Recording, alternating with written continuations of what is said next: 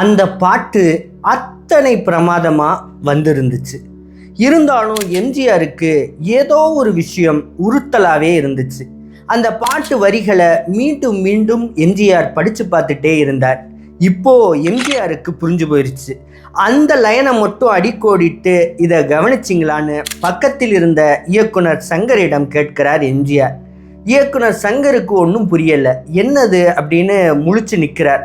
உடனே எம்ஜிஆர் கவிஞரை வர சொல்லுங்கன்னு சொல்ல கவிஞர் கண்ணதாசன் சத்யா ஸ்டுடியோவுக்கு விரைகிறார்.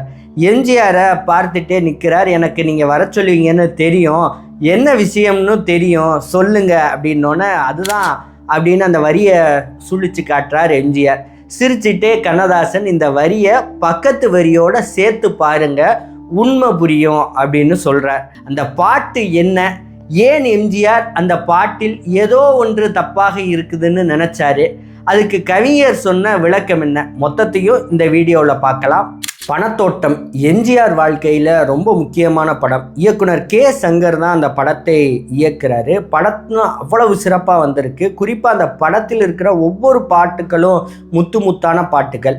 அந்த முத்துக்களுக்கெல்லாம் மகிடம் வச்சது மாதிரி ஒரு பாட்டை சொல்லணும் அப்படின்னா பேசுவது கிளியா அப்படிங்கிற பாட்டை தான் சொல்லணும். ஏன்னா கண்ணதாசனுடைய வரிகள் அத்தனை சிறப்பாக இருக்கும்.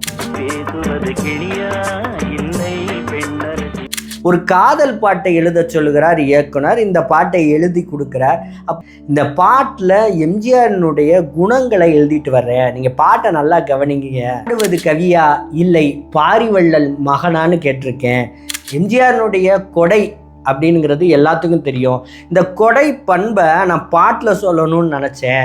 இதுக்கு எத்தனையோ வரிகள் இருக்குது. ஆனால் எம்ஜிஆர் யாருடைய மகனாக இருப்பார் அப்படின்னா பாரிவள்ளலினுடைய மகனாக இருப்பார் அப்படின்னு அப்படின்னாரு. எம்ஜிஆருக்கு என்ன பிரச்சனை அப்படின்னா அதுக்கு அடுத்த வரியில தான் எம்ஜிஆருக்கு பிரச்சனை இருக்கு. என்னன்னா சேரனுக்கு உறவா அப்படின்னு கவிஞர் எழுதியிருப்பாரு. சேரனுக்கு உறவா அப்படின்னு கவிஞர் எழுதியிருக்கிறதுக்கு எம்ஜிஆர் என்ன நினச்சிக்கிட்டாருன்னா, ஓஹோ நம்மளை மலையாளின்னு சொல்கிறாரு போல அப்படின்னு நினச்சிட்டு தான் கவிஞரை அழைச்சி என்னங்க சேரனுக்கு உறவா அப்படின்னு எழுதியிருக்கீங்க அப்படின்னோன்னா கவிஞர் விளக்கம் சொல்கிறாரு. இதை நீங்கள் அடுத்த வரியோட சேர்த்து பார்க்கணும்.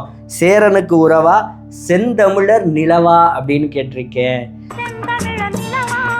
செந்தமிழர் நிலவு நீங்கள்